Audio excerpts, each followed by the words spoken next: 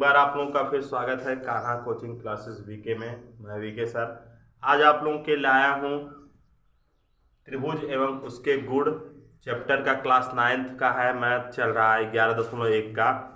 उसमें आप लोगों का 24 तक क्वेश्चन 23 तक हो गया है, 24 आज कराना है।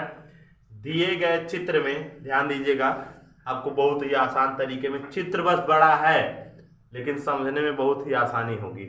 इसमें दिए गए चित्र 11.2 में एक्स वाई का मान देखे। यह चित्र बनाया है, बी से किरण है जो कि यहाँ पर सी पर कट रही है, फिर नीचे आके डी पर से वो मुड़कर फिर कहाँ जा रही है, ऊपर की ओर जा रही है, जहाँ बाह कोड 125 बनाया है और पूछा एक्स वाई का मान ज्ञात कीजिए। चित्र में एक्स ही वाई जहाँ जहाँ है उसका मान आपको पूछा गया है। तो हम लोग लिख लेते हैं यहाँ पर चित्र में, इसका नाम कुछ नहीं दिया है, इस बिंदु को ए रख देते हैं, इसका नाम रख देते हैं बाबू यम। क्या रख देते हैं? यम। यानी ध्यान दीजिएगा कि बी ए सी लिखेंगे, कोड बी ए सी बराबर हो जाएगा ई एम जी के, यानी ई हो जाएगा एम जी के। क्यों होगा देखिएगा, ई एम जी, ये एक तरह से हम रचना भी कर सकते हैं, ई एम जी है। रचना में ए और बी हम ए और एम नाम रख देंगे, ई एम जी के बराबर होगा, ये दोनों लोग 65 हो जाएंगे। कारण क्या है, ये सब संगत होते हैं, संगत कोड है। क्या है? संगत कोड है। संगत कोड आपको पता चला, ये दोनों लोग क्या हो जाएंगे, संगत के नाते ये भी क्या हो जाएगा हमारा बाबू 65 हो जाएगा। आपको हमको बताना है कि x और y का ही क्या करना है, मान निकालना है। तो सबसे पहले y वाले में चले आइए। अगर y आपको निकालना है तो इसका नाम होगा AGH, ध्यान देना, यानी 125 वाले का AGH, और प्लस इसका नाम होगा MGE, यानी MGE बराबर क्या हो सकता है, 180 अंश। ये क्या होगा बाबू, रैखिक युग्म होगा। क्या होगा? रैखिक युग्म से। तो AGH के जगह क्या दिया है, 125। या अरे भाई AGH नहीं है, MGH है, इसको यम लिखेंगे, MGH है। तो MGH के जगह पे 125 और MGE के जगह पे क्या रखोगे, y बराबर किसके, 180 के। तो y बराबर हो जाएगा 180 माइनस 125, तो y बराबर आपका निकल के आएगा 55। कितना हो जाएगा? 55 आपका हो जाएगा। ठीक है, 10 में से 5 जाएगा 5 और 7 में से 2 जाएगा 5, यानी 55 हो जाएगा। यानी y का मान हम लोग क्या पा गए बाबू, 55। अब x का मान निकालना है। एक आप लोगों को पता होगा त्रिभुज बन रहा है यहाँ पर, यम ई जी त्रिभुज है, यम जी ई त्रिभुज में। ठीक है, क्या हो सकता है, अब आपको डायरेक्टली कर सकते हैं हम लोग, x 65 और 55 को जोड़ ले तो क्या होगा, 65 प्लस 55 प्लस x को जोड़ने पे कितना हो सकता है, 180। अगर चाहे आप नाम भी रख सकते हैं ऐसे, तो टाइम भी लगेगा आपका थोड़ा सा। इसमें देखिए GEM ऐसे लिख दें, इसको ले लें तो इसको एक बार अंदर करें, MGE ले लें, या ऐसे लिखने पे टाइम लगेगा तो हम डायरेक्टली रख देना है। 5 5 10 के 0 और 6 5 11 12 120 प्लस x बराबर 180 के, x बराबर 180 माइनस 120 हो जाएगा, x बराबर हो जाएगा कितना, 60 अंश आंसर हो जाएगा। ठीक है, सबको समझ में आया? अगला क्वेश्चन आप लोगों का है 25 नंबर का, निम्न प्रत्येक में x का मान ज्ञात कीजिए। ध्यान दीजिए, ये भी आपको बहुत ही आसान से आएगा। जहां x है इस चित्र में आप देख सकते हैं, आप लोग का 25 नंबर का है, निम्न प्रत्येक में x का मान ज्ञात कीजिए। ध्यान दीजिए, इसमें 2 चित्र दिए गए हैं और दोनों में आपसे पूछा है कि x का ही मान ज्ञात कर लीजिए। पहले चित्र में आ जाइए, x यहाँ है, कहिए हाँ सर। तो यहाँ पर 60 है, तो ये क्या हो सकता है, a का इधर वाला बिंदु, ये भी 60 हो सकता है। क्यों हो सकता है, कारण जानिए, शीर्षाभिमुख की वजह से। अगर ये 60 हो गया और ये x है और इतना अगर रैखिक युग्म बना लें तो आपका आंसर आ गया। ठीक है, तो आसान तरीके में चलिए आइए कर लेते हैं। तो यहाँ पर इसका नाम है EAF, लिखेंगे कोड EAF बराबर किसके होगा बाबू, ध्यान देना, यहाँ होगा बी ए सी के, किसके, बी ए सी के, यानी दोनों क्या होगा 60-60। कारण लिखेंगे शीर्षा भिमुख कोण। बात आ गई सबको समझ में, ये भी 60 हो गया। आपको पता होगा कि अब त्रिभुज, ध्यान देना, ए बी सी में अगर आप कर रहे हैं तो क्या हो सकता है, यक्स का ही मान पूछा है, तो हम लोग करेंगे क्या, त्रिभुज के जो बाह्य कोण होते हैं वो शेष दो कोणों के योग के क्या होता है, बराबर होता है। तो याद रखिएगा, यहाँ लिख देते हैं त्रिभुज ए बी सी में, त्रिभुज ए बी सी में बाबू क्या करेंगे, यानी ये 60 वाला और यक्स वाला किसके बराबर होगा, 115 के बराबर होगा। तो हम आसान भाषा में इसको कर सकते हैं, त्रिभुज के बाह्य कोण दो अंतः कोणों के योग के बराबर हो सकते हैं। तो सीधे कर रहे हैं 60 प्लस यक्स को जोड़ लें, अब बराबर किसके हो सकता है, 115। यहां लिख दीजिएगा त्रिभुज के बाह्य कोण प्रमेय है, ये क्या है, प्रमेय से। तो ये दोनों बराबर होते हैं, तो आपको पता होगा यक्स बराबर 115 माइनस 60 कर दें तो यक्स का मान आ जाएगा आपका 11 में से 6 जाएगा 5, यानी यक्स का मान क्या हो जाएगा 55, यानी इसका आंसर आ गया। ठीक है बाबू, अगला देखिए, दूसरा क्वेश्चन इसी में पूछा है, दूसरा चित्र से, कि आपको दिया है यक्स, यहां का मान पूछा गया है। यहां से बात करिए, ये आपको पता है, यहाँ 75 है ए का मान और बी का मान 65, और यहाँ का मान आपको पहले निकालना पड़ेगा।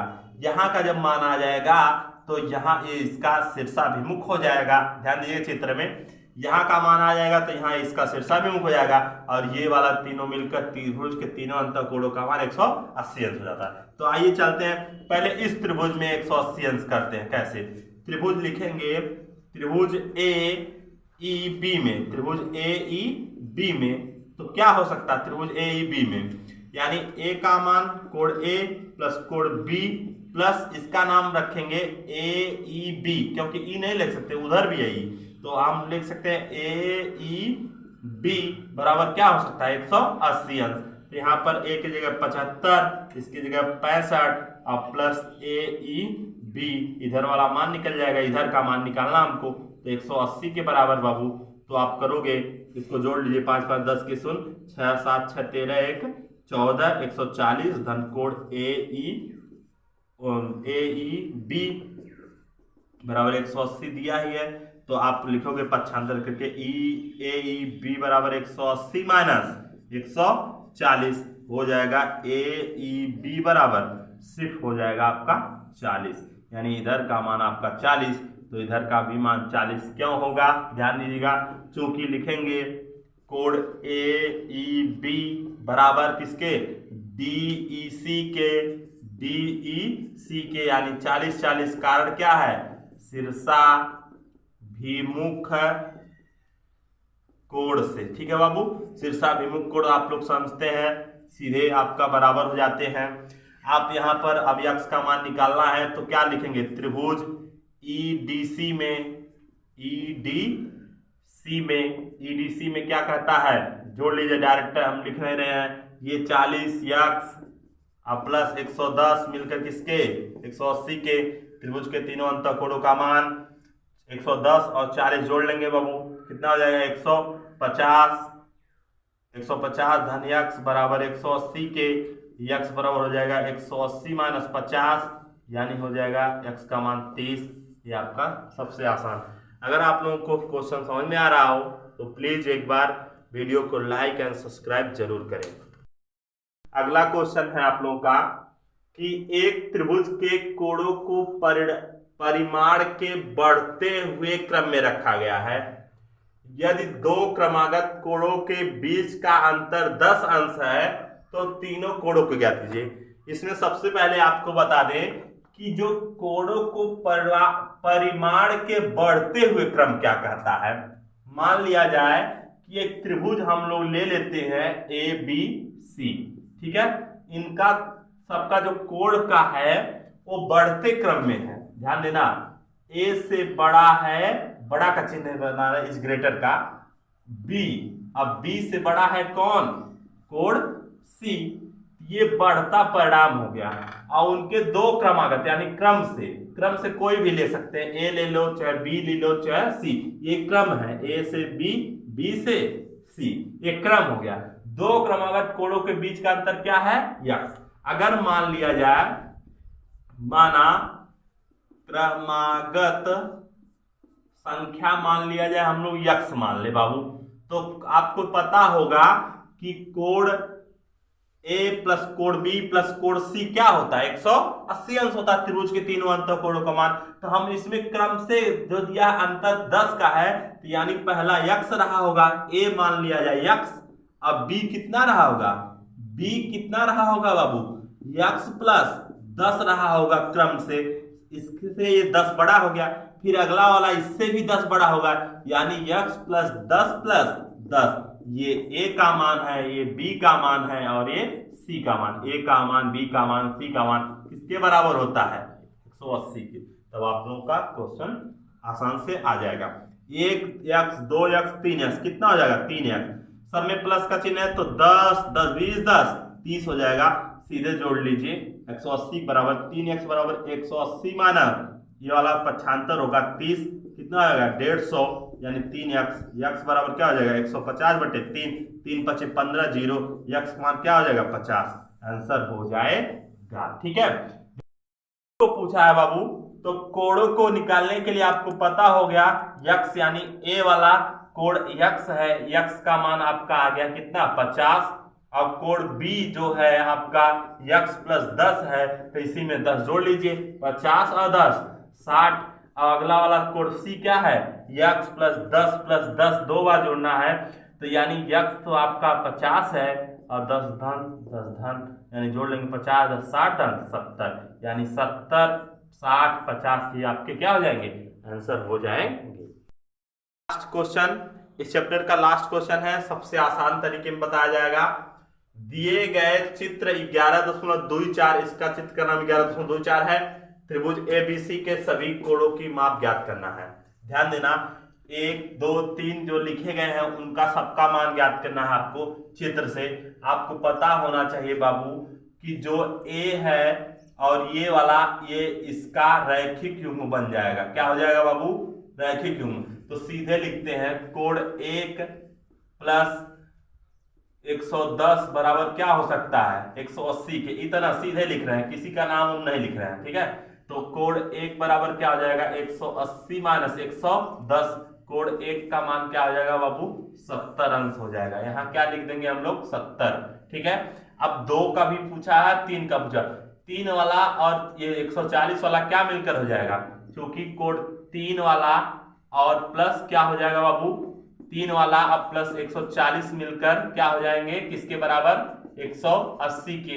ये भी हो जाएगा रैखिक युग्म, ये भी रैखिक युग्म और ये वाला भी रैखिक युग्म है। दोनों रैखिक युग्म से आपके 1 और 3 वाले मान निकल जाएंगे। कोण 3 बराबर 180 माइनस 140 करोगे, ये पक्षांतर होगा, तो कोण 3 का मान हो जाएगा सिर्फ 40।